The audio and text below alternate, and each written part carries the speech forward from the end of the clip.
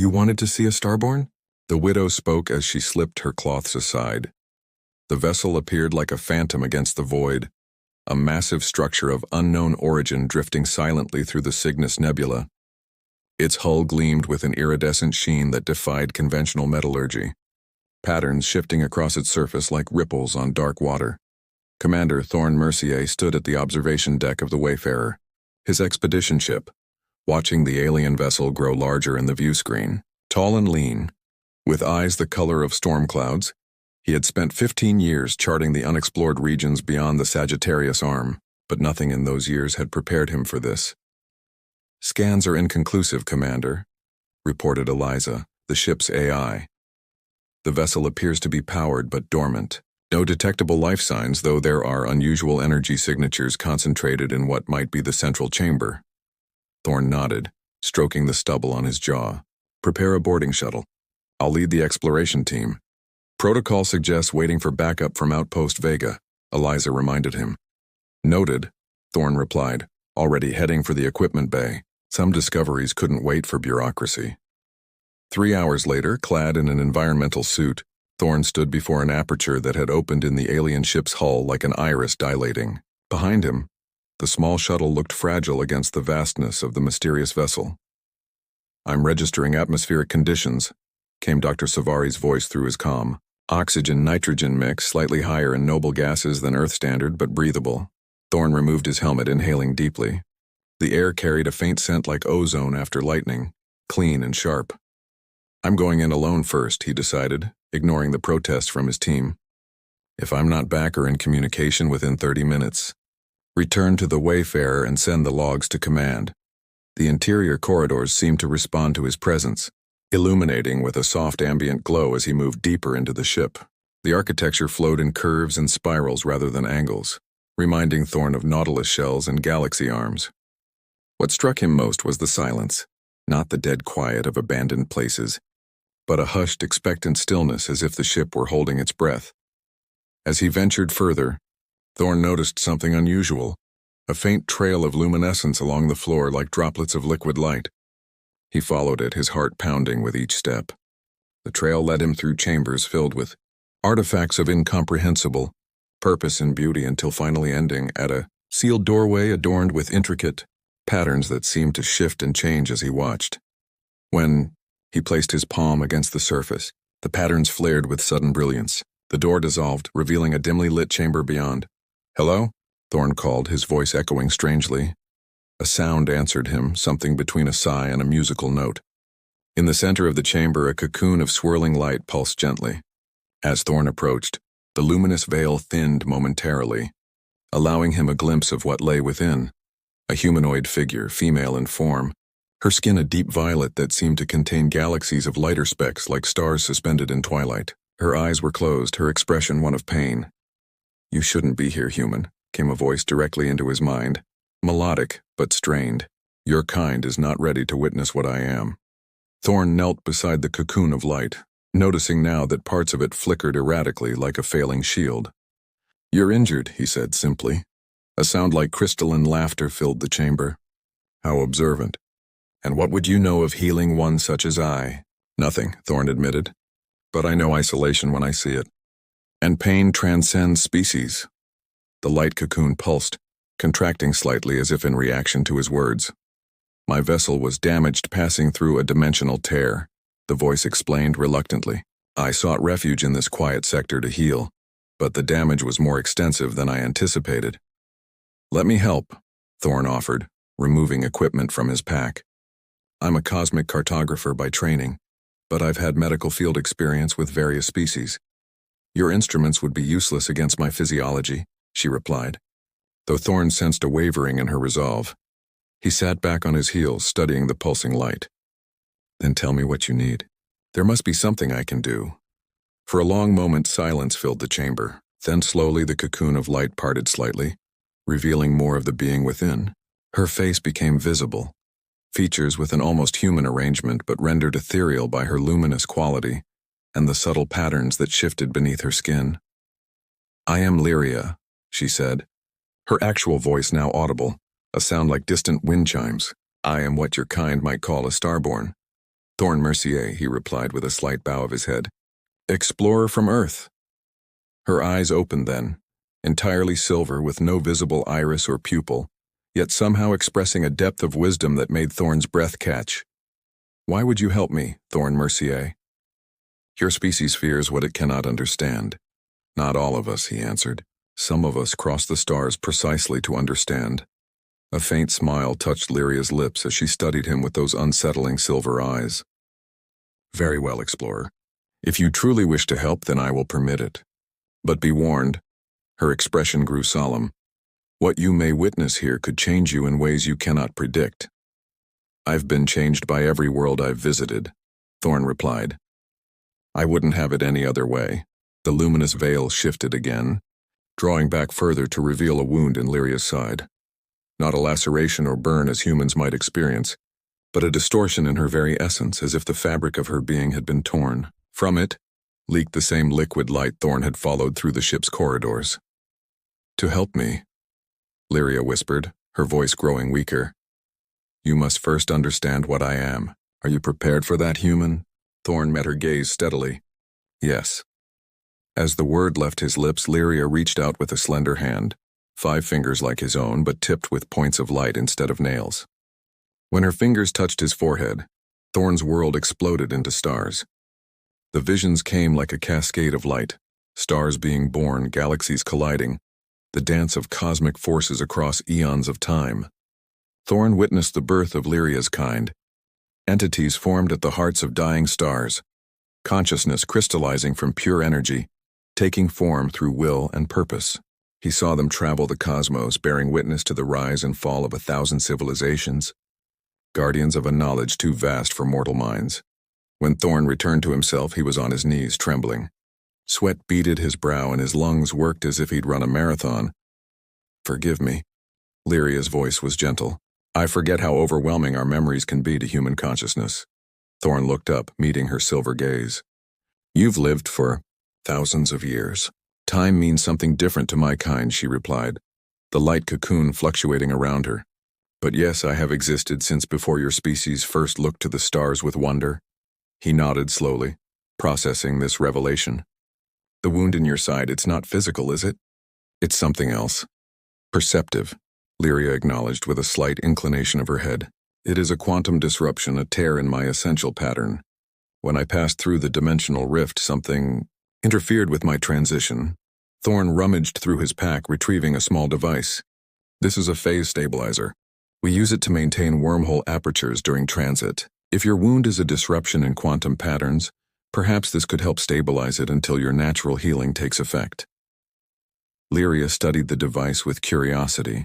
Your species continues to surprise me with its ingenuity. It might indeed help, though you would need to calibrate it to my specific resonance. Over the next several hours, Thorn worked under Lyria's guidance. He communicated periodically with his team, ordering them to return to the Wayfarer but remain nearby. Scientific discovery in progress was all the explanation he offered, earning him a disapproving message from Dr. Savari. As they worked, Lyria gradually revealed more about herself. The Starborn were few, scattered across the universe, each pursuing their own path of discovery and observation. They rarely interfered with developing species, having learned harsh lessons about the consequences of such interventions. We watched your kind evolve, Lyria told him, as he adjusted the stabilizer's settings. From simple creatures gazing at night skies with fear, to beings who harnessed fire and built tools, to explorers who now venture beyond their home system. You've been to Earth? Thorn asked, looking up from his work. A ripple of what might have been discomfort passed through Lyria's luminous form.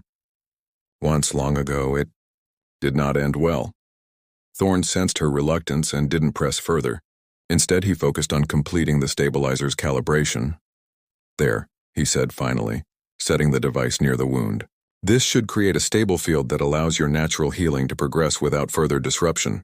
The device hummed to life, projecting a field of shimmering energy that meshed with Lyria's own light. Immediately, the erratic pulsing of her cocoon steadied and the leaking luminescence slowed. The pain, it diminishes, Lyria murmured, surprise evident in her voice. Your solution is crude but effective, Thorn Mercier. He smiled. Human ingenuity at its finest, crude but effective. A sound like chiming laughter filled the chamber. Indeed, I believe I misjudged your species. Or at least I misjudged you. As the stabilizer did its work, Lyria's strength gradually returned. The luminous veil around her became more controlled.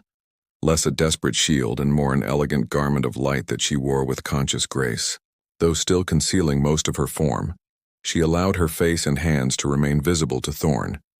They talked through what humans would consider night and day. Though time seemed different aboard the alien vessel, Thorn shared stories of his explorations, the methane seas of Titan, the crystal forests of Kepler 442b, the intelligent mists of the Helix Nebula. Lyria listened with genuine interest, occasionally asking questions that revealed how differently she perceived reality. You map the stars, she observed during a pause in his tales. Yet to my kind they are like, I believe your term would be family. That must make the universe feel less empty, Thorn mused, sitting cross-legged before her. Less empty, perhaps, but no less lonely. Something in her silver eyes shifted, a vulnerability Thorn hadn't expected. Even among the Starborn, I am considered unusual. I have always been too curious about mortal species, too eager to understand rather than merely observe. Is that why you were traveling alone? Thorn asked. Lyria's light dimmed slightly. Partly. I was seeking others who share my perspective. There are rumors of Starborn who have chosen to dwell among mortal races, finding value in connection despite its temporary nature. Temporary is relative, Thorn said with a soft smile. Even stars die eventually. Yes, Lyria agreed, a ripple of something like sadness passing through her luminescence. Though our lifespans far exceed yours, we too face an end. Perhaps that makes your human capacity for joy all the more remarkable. You burn so brightly knowing your time is brief. As they spoke, Thorn noticed Lyria's wound healing visibly, the torn edges of her essence knitting together. The liquid light had stopped leaking entirely, and her form appeared more solid, more present. You're recovering quickly, he observed. Thanks to your assistance, she acknowledged. Though I remain weakened, the critical danger has passed. Thorn checked the power levels on the stabilizer. This will need to recharge soon. I should return to my ship and you're leaving. The alarm in Lyria's voice was unmistakable, her cocoon of light contracting slightly. Just to retrieve supplies, Thorn reassured her. I'll come back. Lyria studied him, her silver eyes unblinking. Humans make such promises easily. I keep my promises, Thorn said firmly. Besides, I have about 1,000 more questions for you. A faint smile curved Lyria's lips. Only 1,000? I have existed for millennia, explorer. You may need more time. Then I'll make time, he replied with a grin, rising to his feet. As he turned to leave, Lyria's voice stopped him. Thorn, thank you. Few of your kind would have responded to a strange being with compassion rather than fear. He looked back at her, this extraordinary creature of starlight and ancient wisdom. Maybe that's because few of my kind have had the chance to see beyond the strangeness to the person beneath. Something shifted in Lyria's expression. Surprise, perhaps, or a deeper understanding. The light around her pulsed once, bright and warm. Return soon, Thorn Mercier, she said softly. I find I enjoy your company more than I anticipated. Count on it, he promised, and made his way back through the winding corridors of the vessel, his mind filled with silver eyes and a voice like distant stars singing. The days blended together as Thorn divided his time between the Wayfarer and Lyria's vessel. To his crew, he offered minimal explanations, a research project requiring his personal attention, diplomatic contact with a non-hostile entity. Dr. Savari remained suspicious, Commander Chen outright disapproving. But Thorn's record earned him enough latitude to continue his visits without direct interference. With each return, he brought not just supplies but small tokens from human culture, recordings of Earth's music, digital copies of art and literature, even simple games. Lyria received each offering with a childlike delight that belied her ancient nature. Your species expresses itself in such fascinating ways, she remarked, examining a holographic reproduction of Van Gogh's Starry Night that Thorn had brought. Her slender fingers, luminous at the tips, traced the swirling patterns. He saw the sky as we do, alive with movement and emotion. Thorn watched her, captivated by the play of light beneath her violet skin as she studied the painting. In the week since he'd discovered her, Lyria had gradually allowed more of herself to be visible. The protective cocoon had evolved into a flowing garment of light that draped around her form like liquid silk, revealing glimpses of her arms, shoulders, and the graceful curve of her neck. "Will you tell me what happened on Earth?" he asked quietly, having waited for the right moment to revisit the subject she had earlier avoided. Lyria's light dimmed momentarily. She set down the hologram and turned to face him, her silver eyes reflecting pinpoints of starlight. "It was during what your historians call the Bronze Age," she began, her voice taking on a distant quality. "I was young for a Starborn, only a few thousand years into my existence, still learning the protocols of observation. I chose to appear to a small group of humans, a primitive agricultural settlement in what you now call the Middle East." She paused, a ripple of emotion disturbing her luminescence. "They worshipped me," she continued, disgust evident in her tone. "Despite my explanations, despite my insistence that I was merely a traveler like themselves, they built temples in my image. They fought wars in my name. When I attempted to correct their misunderstanding, they saw it as a test of faith." "What did you do?" Thorn asked softly. "I left," Lyria said simply, "but the damage was done. For centuries afterward, I watched from afar as my brief appearance spawned religions, myths, conflicts, so many lives lost because I underestimated how my difference would be perceived." She looked down at her hands, clenching them until they flared with increased luminosity. "After that, I maintained the protocol strictly. Observe but never engage. Until now." Thorn absorbed this revelation, understanding better her initial reluctance to trust him. "We've evolved since then," he offered. "Have you?" Lyria's silver eyes met his.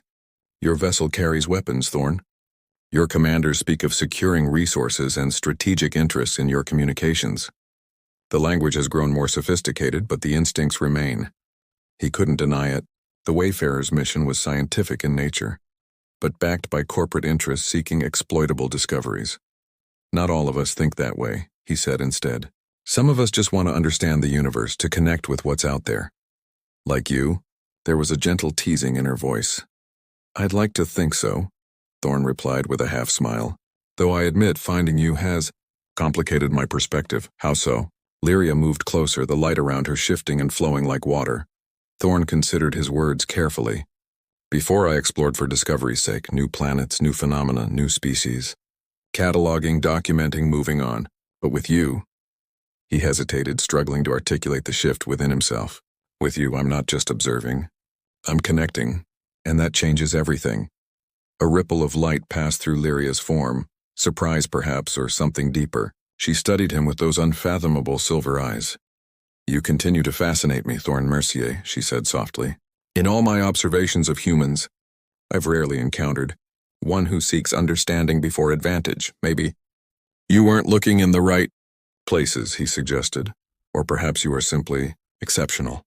The way she said it made Thorn's heart beat faster. A silence fell between them, charged with unspoken possibilities. Lyria moved closer still until the edge of her luminous veil almost touched him. Up close, Thorn could see the subtle patterns shifting beneath her violet skin. Constellations of lighter points moving in slow, hypnotic patterns. "Your wound has healed," he observed, noting that the quantum stabilizer now sat unused in the corner of the chamber. "Yes," Lyria acknowledged. "My strength has returned fully. I could leave this vessel, continue my journey." "But you haven't," Thorn said quietly. "No." Her gaze remained steady on his. "I haven't." Another silence deeper than the first. "Lyria," Thorn began, then faltered, uncertain how to express what he was feeling. How did one articulate attraction to a being of starlight? What words could bridge the vast gulf between their existences? "You wish to truly see me," Lyria said suddenly, as if reading his thoughts. "Not just glimpses, but as I am." Thorn nodded, not trusting his voice. "No human has beheld a Starborn's true form in millennia," she warned. The last who did was driven to madness, his mind unable to reconcile what his eyes perceived. "I'm not afraid," Thorn said. A sound like soft laughter filled the chamber. "Perhaps you should be." Then, with deliberate slowness, Lyria began to dissolve the veil of light that had concealed her. Layer by layer, the luminous garment thinned and fell away, revealing the being beneath. Her form was humanoid in its basic structure: 2 arms, 2 legs, a torso and head with recognizable features. but their all similarity to humans ended. Her violet skin contained actual galaxies in miniature, spinning slowly beneath the surface. Her hair was not hair at all, but tendrils of pure energy that flowed around her head like a corona. Where a human's eyes would have whites and colored irises, hers were entirely silver, yet somehow more expressive than any human gaze. Most striking of all was the light that emanated from within her, not the protective cocoon she had generated, but her actual essence, visible through her semi-translucent form. It pulsed with the rhythm of ancient stars, shifting through spectra both visible and beyond human perception. "You wanted to see a Starborn?" she whispered, echoing Thorn's unspoken desire. Thorn stood transfixed, his breath caught in his throat. He had expected beauty, had prepared himself for alienness, but this transcendent merger of both left him speechless. What moved him most wasn't the otherworldly magnificence of her true form, but the vulnerability in her expression as she revealed herself. Behind the cosmic radiance, he saw someone who had been alone for eons, someone who longed to be seen not as a deity or a phenomenon, but simply as herself. "Lyria," he finally managed, her name the only word he could summon. She tilted her head, studying his reaction with those silver eyes. "You are not afraid," she observed with wonder. "No," Thorn agreed, finding his voice again. "I'm in awe, but not afraid." Slowly, giving her time to withdraw if she wished, he reached out his hand toward hers. Lyria hesitated only a moment before extending her own hand to meet his. When their fingers touched, a spark of energy passed between them. Thorn gasped, not in pain but in surprise as sensations flooded through him. Warmth, light, a profound sense of connection that transcended physical contact. Through that simple touch, he felt Lyria's consciousness brush against his own. Her curiosity, her caution, and underneath it all, a loneliness so vast and ancient it brought tears to his eyes. "I see you," he whispered, the words carrying a weight beyond their simplicity. Not as a Starborn, not as some cosmic entity. "I see you, Lyria." The light within her pulsed brighter, and something shimmered at the corner of her silver eye, a tear of pure radiance that traced a luminous path down her cheek. "And I see you, Thorn Mercier," she replied, her voice resonating with emotion, a brief flame in the cosmic dark but burning all the brighter for it. Their hands remained joined, a bridge between worlds so different yet in this moment, perfectly aligned. Around them, the ancient vessels seemed to respond to their connection, the ambient light pulsing in synchrony with Lyria's inner radiance. In that quiet chamber, suspended between the stars, two beings who should never have met found in each other something neither had expected: recognition, understanding, and the first tremulous beginning of something that had no name in either of their languages but felt, to both, like coming home. The urgent beeping of Thorn's communicator shattered the moment. Reluctantly, he released Lyria's hand, the lingering sensation of their connection still tingling through his fingertips. "Mercier," he answered, unable to keep the irritation from his voice. "Commander, we've received priority orders from Consortium Command." It was Chen, his second-in-command, her tone clipped and professional. "All exploration vessels are being recalled to the nearest outpost immediately." "Some kind of security situation," Thorn frowned. "We're in the middle of a significant first contact scenario, Chen." "Tell Command." "Sir, the orders are signed by Admiral Vega herself," Chen interrupted. "No exceptions," and she hesitated. "There's something else. We've detected an unregistered vessel on an intercept course with our position. Estimated arrival in 48 hours. Thorn's mind raced.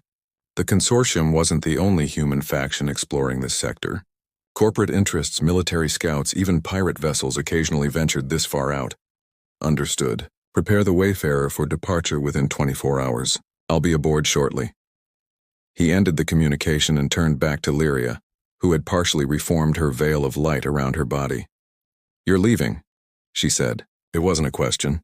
"My ship is being recalled," Thorn explained, running a hand through his hair in frustration, "and we may have unwelcome company arriving soon." Other humans, Lyria surmised, her light dimming slightly. "Less inclined toward understanding than you." Thorn nodded grimly. "Possibly. Either way, we need to move." "This vessel of yours, can it still travel?" "The primary propulsion systems were damaged in the dimensional rift," Lyria replied. "That's why I've remained stationary. Repairs would require materials I don't have access to here." "Then come with me," Thorn said, the words out before he could consider their implications. "The Wayfarer has room." We can transport you to a safe location, somewhere you can complete your repairs. Lyria's silver eyes widened, a surge of emotions rippling through her luminescence. You would take me among your people? After what I told you about my experience with humans? The Wayfarer's crew are scientists, explorers, Thorne assured her. You'd be treated as an honored guest, not a specimen or a deity. And I'd be with you. She turned away, her energy tendrils swirling in agitation. You ask me to trust not just you, but your entire species after millennia of observation has taught me caution.